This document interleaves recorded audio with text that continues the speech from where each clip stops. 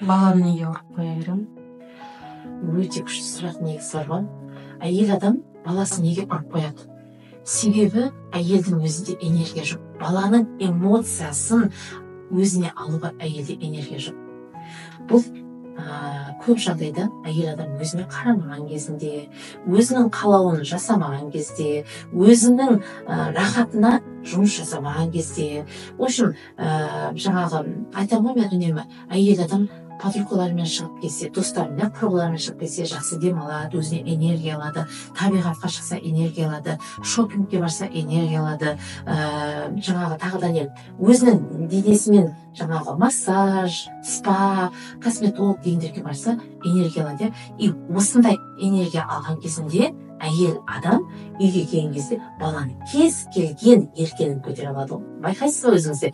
Өзіңізде байқаңызшы, сіз мысалға да сондай бір жақсы бір жерге барып энергия алып келдіңіз, и үйде бала еркелеп жатады. Сіз әшейін де басқа уақытта сол баланы ұрып жіберетін едіңіз, бірақ сіз оны ұрмай тұрсыз. Өйткені сіздің көңіл күйіңіз жақсы. Балам не болды деп құшақтап, оған дұрыстап айтып түсіндіріп жатсыз да, негізі дұрысында осы да. Біз балаға ұрып эмоциямызды көрсеткенмен дымды пайда алмаймыз. Керісінше бала травма жасаймыз және өзімізге тоже қиындық жасап аламыз. Сондықтан да әйел адам өзіңіз энергия алу үшін өзіңізге жұмыс жасаңыз, есесіне баланың да тоже эмоциясын өзіңізге ала аласыз.